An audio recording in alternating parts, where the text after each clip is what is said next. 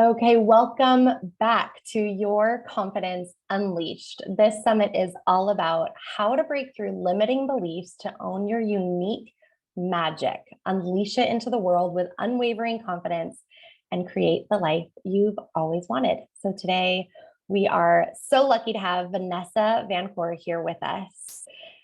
Thank you for coming, Vanessa. We're so excited to have you here. Thank you so much for having me. Absolutely. So just tell us, we want to keep these conversations real juicy and everyone's going to be able to find you and learn more about you afterwards. So just a quick, like 2 minute or less intro on who are you and what's the difference that you're making in the world every day? Sure.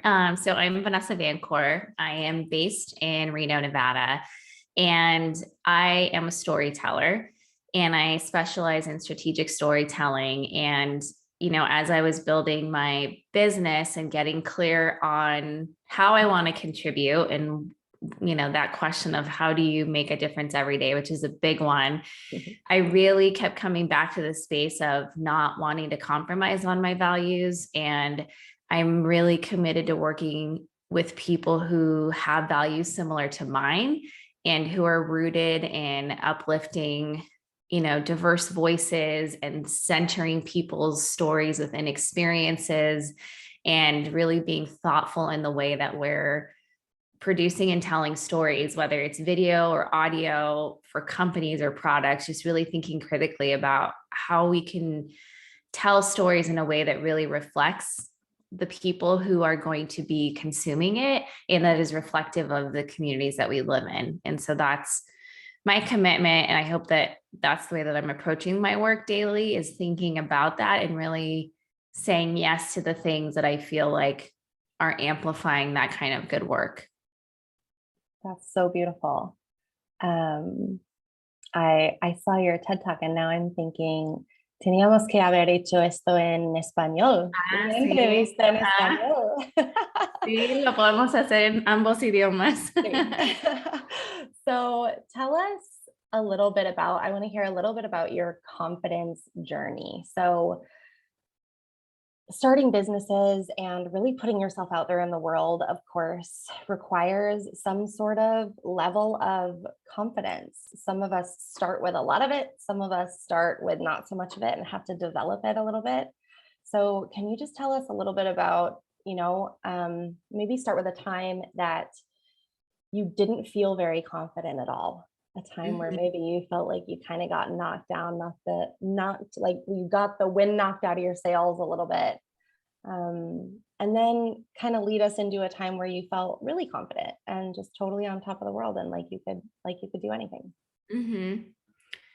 I think it says something that it's easier for me to recall the moments where I felt like I was knocked on my ass versus the times where I felt on top of the world, right?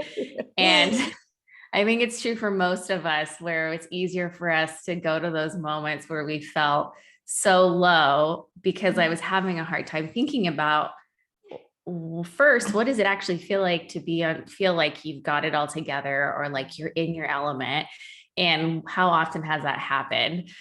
So, I just started my business at the start of this year, 2022, and I started it from a place of the rug had been pulled underneath me and I was in the least confident place in the world. I had said my entire career that I would never own my own business because I think it's scary. And I still stand by that. I think it is incredibly, takes a lot of courage to have your own endeavor. But I was laid off at the start of the year and simultaneously my relationship ended. And so it felt like, what it really felt like was that the universe was tired of me not doing anything to change my circumstances because I was unhappy in both situations, but I wasn't doing anything to change it. And then it just felt like the universe was like, I'm sick of your shit.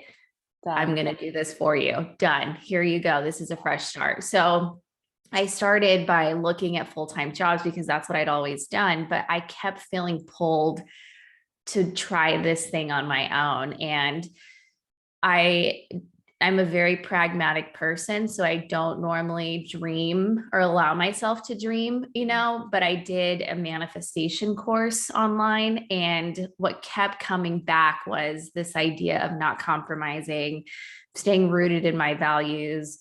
Also, this aha moment where that should be in all aspects of my life, right? In every area, I should not be compromising. And so that's how my business came to be, is that I finally started talking about what I wanted to do with folks that I felt safe with. And turns out people are really generous. And I had friends who were willing to connect me or send me referrals, bring me onto projects.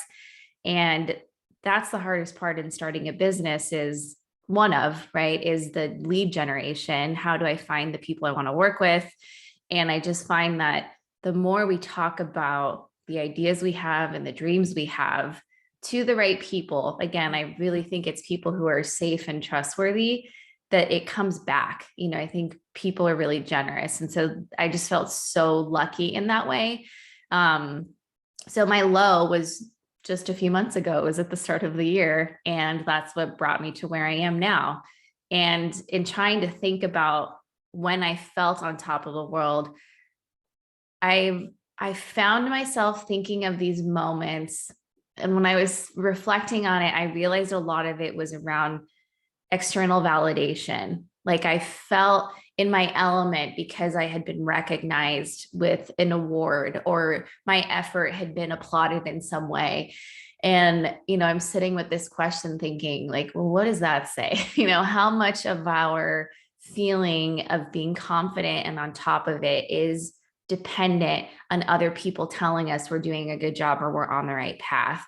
And so those were the stories I was inclined to tell you, like, oh, it was the time I, won a grant and it was meaningful and I felt really validated. But again, it was an external element. It wasn't like me sitting in my power, And so what really came to mind when I was processing all of this is when I'm mountain biking, I feel like I'm in my strength. And I'm not a great mountain biker. I just love being on my bike. I bike with really amazing women.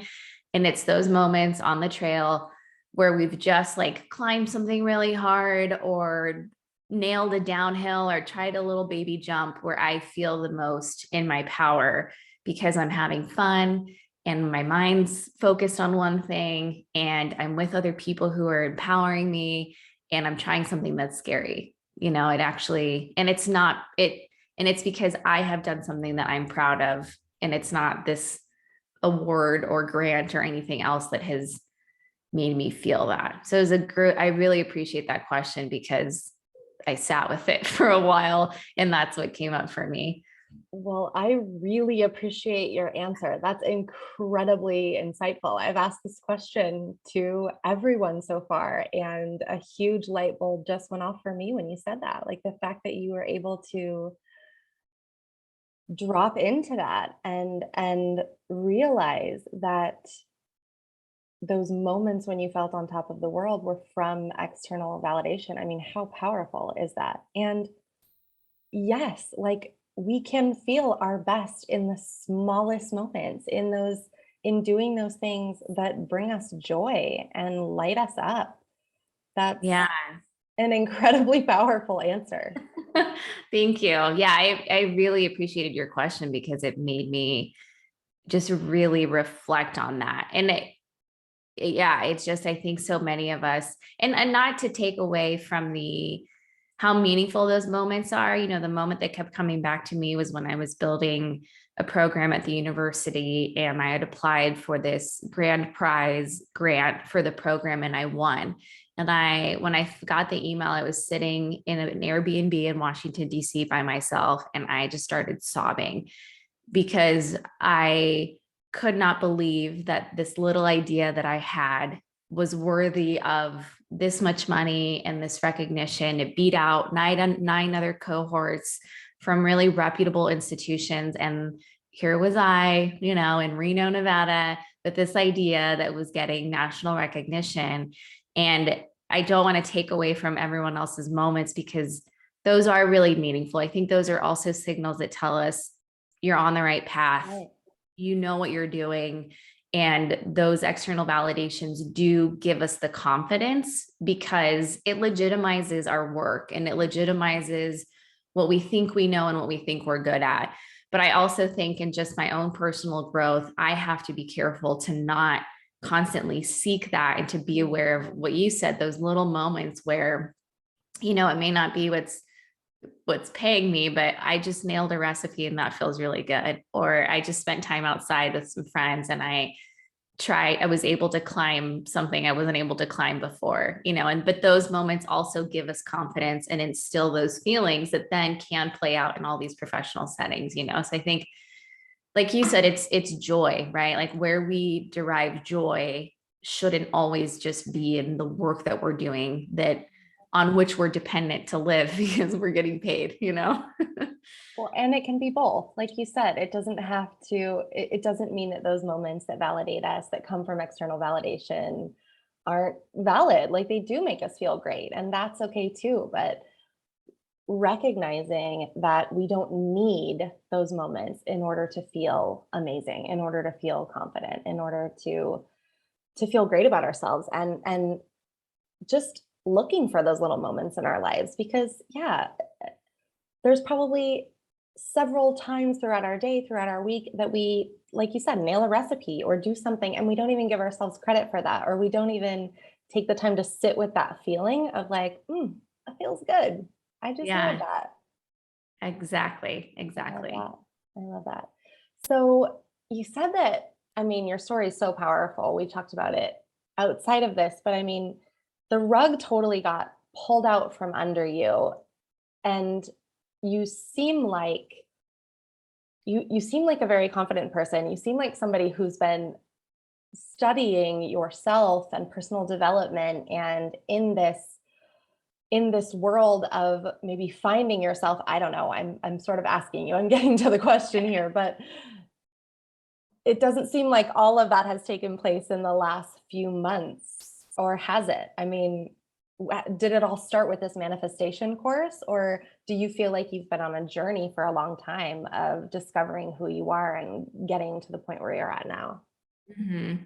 It's been a journey. These things take so much time, and I am definitely still a work in progress.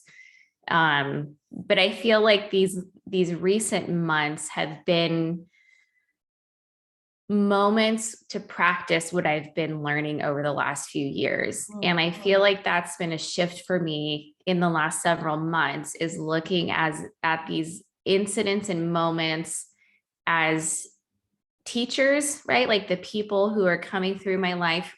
I often now I'm asking myself, well, what are they teaching me?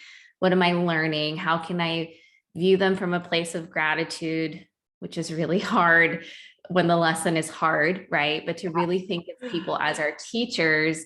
But I've been, one of the best investments I've made has been having a therapist. And I started going back on a regular basis right around the pandemic time. I read a book called Maybe You Should Talk to Someone. And I had this light bulb moment where I realized that people go to therapy when they're not in crisis. And I had only gone to therapy when I was in crisis. And it was just a concept that had not occurred to me. And so I went back to my therapist. It had been a few years since I'd seen her. And I walked in and she basically says, all right, so what's going on? I'm like, what now, Vanessa? And I said, no, hear me out. Like there's this thing people do apparently where they come in all the time and they're not in crisis, and I can just talk about other things in my life that don't involve relationships or my children. Is that true? And Sort of so like breaking down. yeah. Oh yeah. Like I'm not losing it every time I'm in here. And that was a game-changing moment for me. And in what the big work I did that really helped me was in 2020, I spent the whole year, and I'm still working on it and understanding my attachment style in a romantic setting, but it's also helping me see the attachment, how to develop secure attachment as a parent with my children and create a space for them. And then all of this again overlaps into all of the relationships we hold in our life. And you're able to have more empathy even with the people you work with, because you might relate with the way they're responding in a situation. And I feel like that's what's happening for me in this moment in my life, where I'm having these almost like, not like out of body, but I feel like I'm having the ability to objectively see what's happening without always absorbing the energy or taking it personally, which is really hard. I still do. And then just learning how to self-regulate and say, okay, this isn't about me. I didn't do anything wrong. They must have something else going on in their life. And so, yeah, it's funny because part of my, just coping through life has always been being a rather stoic person. And so I don't show my emotions. I have a pretty great poker face, if you ask anyone I've worked with, where I show up in spaces where I'm not emotional. I'm very matter of fact. And that's also, just a survival mechanism from my upbringing. But I think learning those spaces where it makes sense to maybe be a little bit more vulnerable, because it lends to better connections, that lends to better business and leadership, and just sort of learning when it's appropriate and with whom. And so, yeah, I just feel like I'm in an intense training ground right now. Like all of this learning I'm being able to put into practice in a bunch of different ways. And I appreciate it. I'm also a little tired and I would love a little break, like any moment now, universe, would be great if you just let me slide by for, I don't know, like a few months would be great to just take a break from it. But I just feel like I'm in a training moment right now. And I'm in a place where I feel constantly nudged to stay open and not miss something, So yeah, it's been a journey getting here, but I just feel like it's all being put into practice right now. But it's huge that you're looking at it as practice. And isn't that just kind of what life is? I mean, I know that feeling of, can I just get a break here? And at the end of the day, like, we kind of can't. But I mean, there's ups and downs and there's moments that are super great, and where we don't feel like the rug is being pulled out from under us. But I mean, life is just this practice ground, right? This Mhm. playground of like putting all of this learning and growth into play I constantly. think so. Yeah. And I think you and I might have talked about this when we first talked, is once you start doing that kind of work, because I know you do that kind of work and you guide people through it, it's, well, when you stop living on the surface, it's really hard to ever go back. Like once you go into any level of depth, whatever that is, it's different for all of us.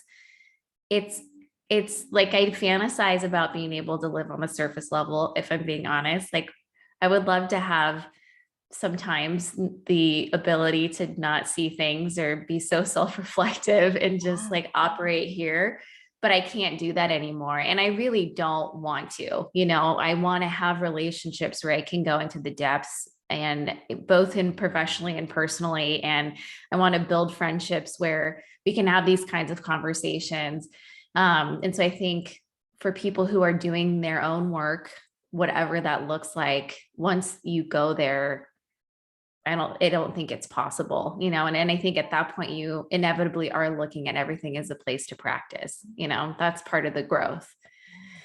Yeah, Yeah. we did talk about that. I remember that because I have that feeling sometimes where it's like, wouldn't it be nice to just be like sort of naive to all of it? There are tons of people walking around Oh, that don't look at life through this lens, and it's a blessing and a curse for sure. it is. Yeah. It Yeah, it is. It's mostly a blessing, but yeah, sometimes we is. just get a little tired. Yes, for sure. So I have so many questions for you, but I want to really keep it around this message that this audience is here for. And, you know, the stepping out into your power and deciding that you're going to start a business. So, you kind of said it was forced on you, but there was a moment where you had to really decide. Like you were looking for jobs, and you had to drum up the courage to say, like, I'm going to do this. Can you talk through a little bit of what that experience was like for you? Did you have a lot of self-doubt creep in? Was it just like, fuck it, I'm doing it? Or what did that Yeah, look like? it was all of those things. I think I felt really empowered by the people who believed in me, who again were dear friends and who were sending me jobs or opportunities or referrals. And I almost every single thing that's ever come into my life, and not excluding these recent months, I would not have applied for them if I saw it posted on its own. I would immediately disqualify myself. Oh, that's not for me. I don't have every single one of those skill sets. I wish I could do that, but I don't have the experience. I talk myself out of a lot of things. And most of the best experiences and a lot of the the clients I've taken on in the recent months have been because someone else saw it and said, you would be great for this. And inevitably, my reaction is usually, really? Are you sure? Me? Sure. Like, I don't, I'm reading this and it just doesn't sound like something I would do. But their nudging has encouraged me to do that. And so it's also making me pause and ask myself, like, what else am I disqualifying myself from? And I think a lot of us do that. I think a lot of women do that. There are lots of studies that show how often women in particular disqualify themselves from job opportunities because they don't match every single thing in the description, Mhm. whereas our male counterparts don't operate that way generally, right? And again, there's research that studies this.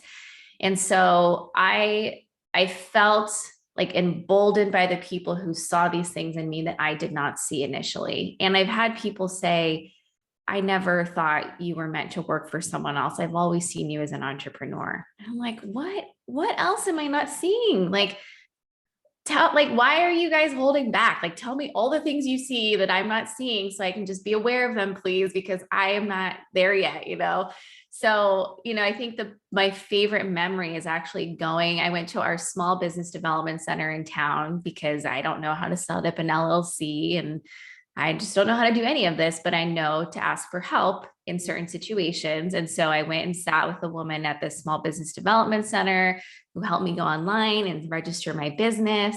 And then I went to the city and the county and got all my business licenses printed. And I just felt like, oh my gosh, this is real. Like I have a business now. And that moment I won't forget because that little act of making it happen makes it real. And then what follows is oh my God, now I have to tell people what I do. And, I still have these moments where like I sign on a client or, get a gig and I'm like, oh crap, they believed me. Like, They bought oh, it. yeah, they bought it. I just convinced them I could do this thing and now I have to do the thing, and that's when the imposter syndrome creeps in because you're like, oh no, they fell for it again, and then hopefully, I have friends that I can talk to when I'm feeling that way to say, here's what I'm feeling. And, they hype you up. But I think that's a relatable feeling for so many of us, especially as we're starting. So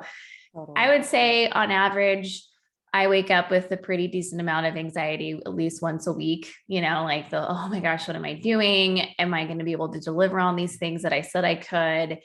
Worrying, I'm still figuring out, like workflow, scheduling, cash flow. Yeah. Realistically, what do I need to do to support my family?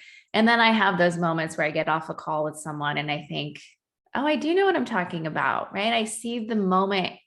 I'm getting better at noticing the look on their face when something clicks or when I propose an idea that gets them excited. And those are the moments, back to the earlier question, where I feel like, okay, I know what I'm doing. Okay, I am qualified. And I also know enough.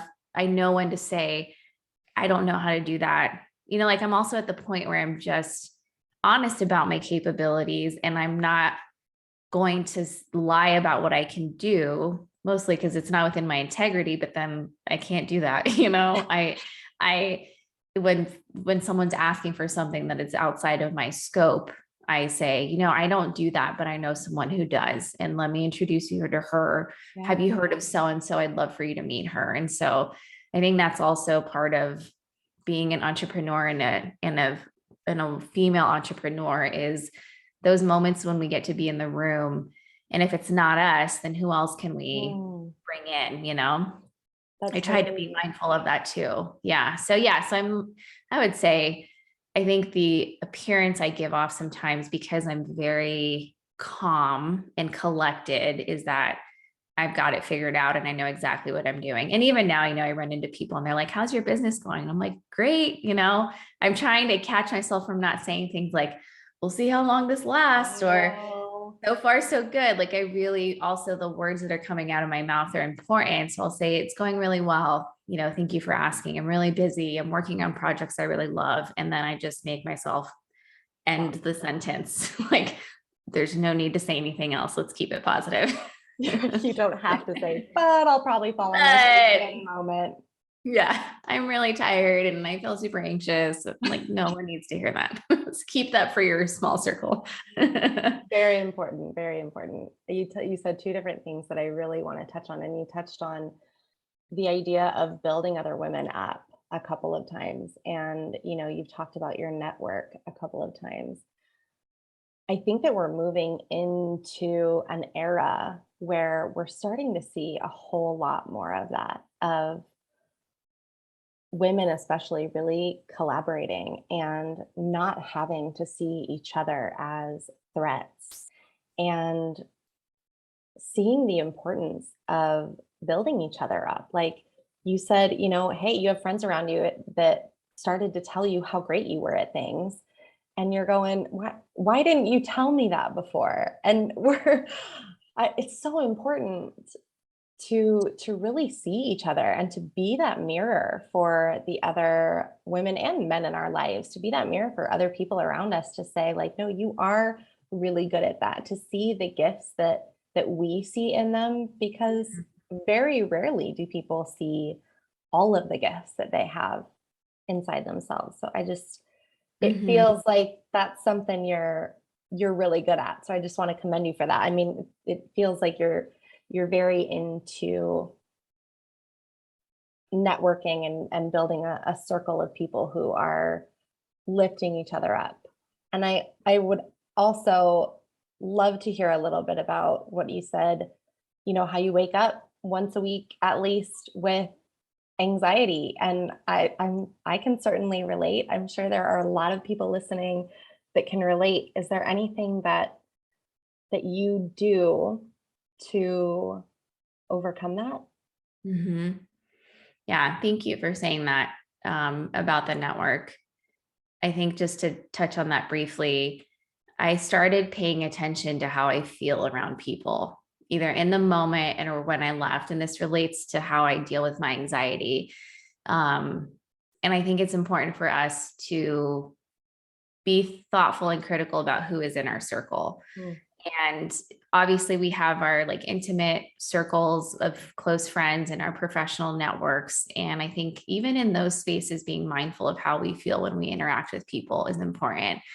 And so I became better at noticing that, which is how I deal with my anxiety now, which is a tool that I've learned through in work with my therapist, is learning to be in my body more, because I tend to be very cerebral and intellectual and I can think a lot about my feelings, but I have a hard time feeling them. And so, which is a lot of this like grounding practice and learning how to self-regulate. And so both in those moments where I'm around someone and something doesn't feel right, I'm not feeling, for me, I start to shut down when I'm in certain settings professionally where I notice myself just not engaging as much. Maybe I'm not talking as much. That's often a cue to me that this is a space that doesn't feel like I can be truly creative or show up as myself.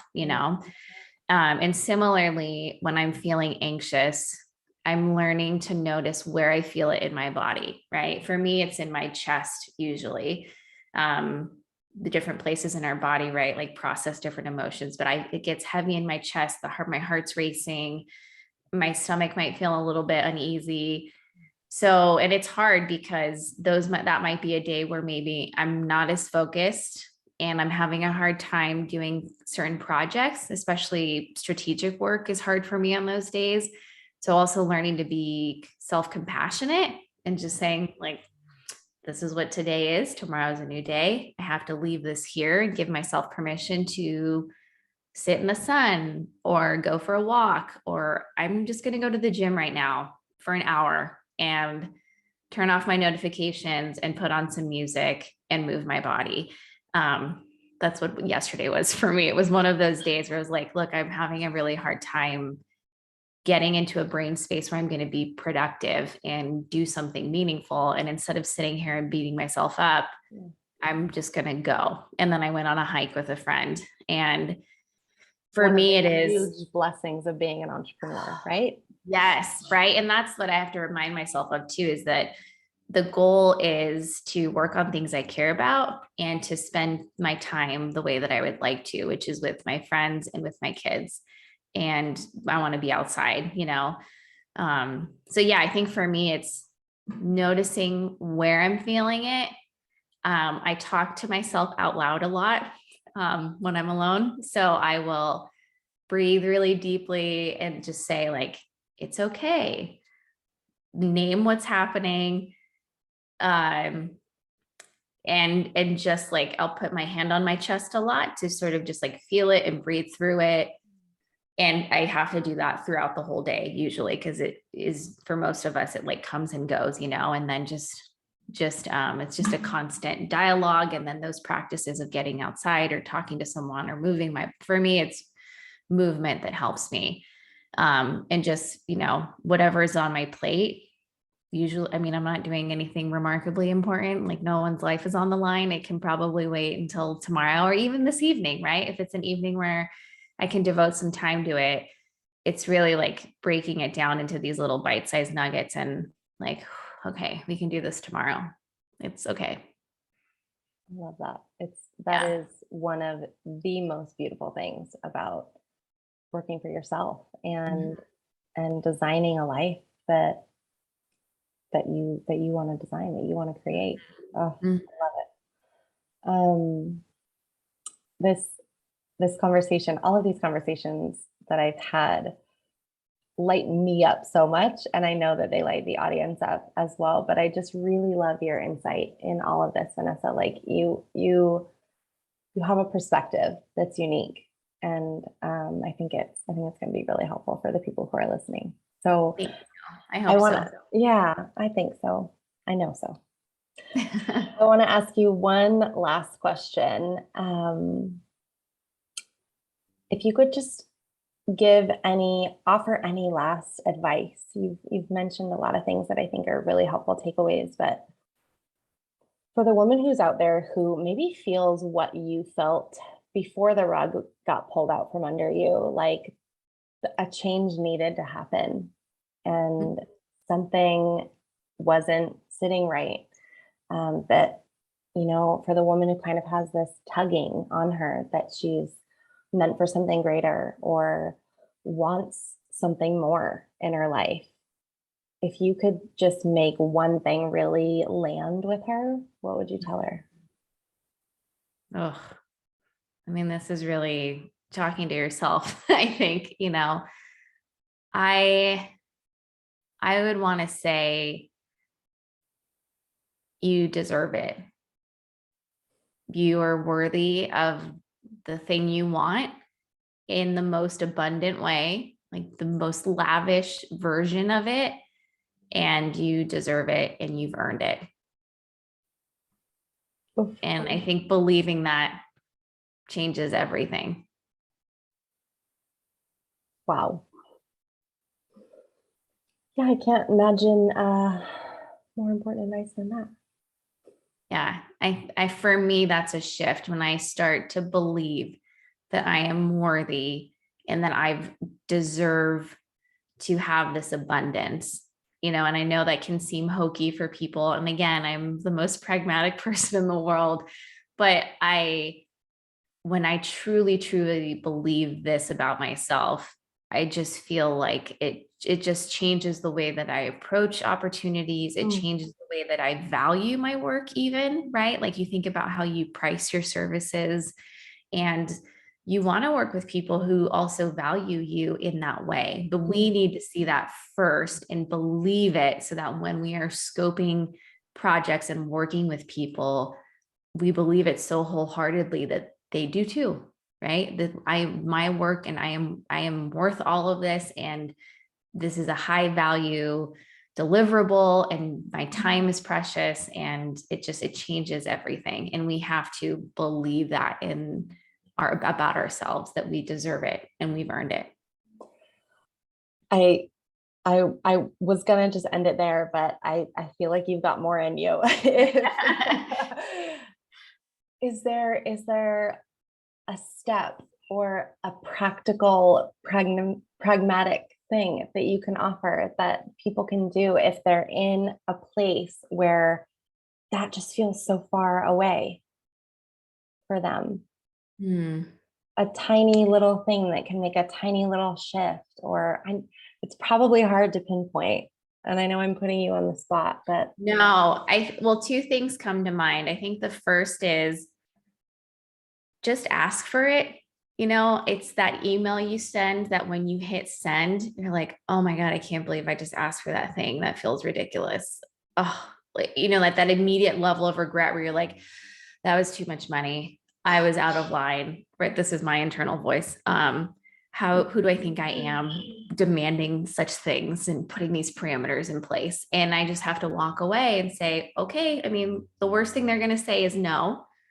And I've been surprised at how often that does not happen, where people will come back and say, sounds good, or, okay, well, we can't do this, but what about this? And it's not an immediate no. And so I think we create these stories in our heads where we're asking for too much, and we're just not giving an opportunity for someone to respond to it.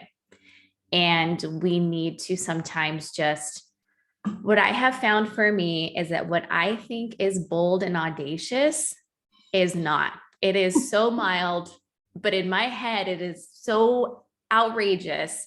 In reality, it has never been. It has never been. So just send the email, list out your dream thing, and just ask for it. And I know when we're in a place of scarcity or a scarcity mindset, that feels irresponsible, because the income is important and the job might be important. But I also think if we move through life playing small, we are always going to be given small things. And I just do not want to live in that space anymore. amazing. Yeah. Amazing. I know there's so many women out there who feel exactly the same. Yeah. Yeah. Again, it's an ongoing practice for me, but just, you would be surprised what can happen if you just ask for it. Beautiful. So good. Okay. Thank you. You have a gift for our audience. Do you want to talk about that real quick? Yes, thank you. I'm so excited, and I hope that this will be useful to so many of you. One of the things I do in my professional work is do speaker coaching. I did a TEDx talk, as you mentioned, and I also coached TEDx speakers for a number of years. So I'd love to offer a 30-minute consultation with someone out there who has a script written or a deck ready to go with the speaking engagement that has been booked, and you're looking for some feedback on the narrative. It might even be on just presentation skills, what to wear. And so I'd love to offer a 30-minute consult for someone with a speaking engagement who could use some feedback, a sounding board. And I love doing that kind of work. And I hope I get to work with some folks doing that. That's beautiful. Thank you so much. That's really generous. Your calendar may book up quite quickly from this. Yeah. So thank you for being So. so generous with your time. Of course. Awesome. Well, this has just been lovely, Vanessa. Thank you so very much for being here and for sharing your heart and your experiences with us. Oh, I'm so grateful to know you now and to be invited. This is exactly the kind of thing I would have never signed up for. So I'm just so grateful, and I appreciate you. Thank you. Thanks.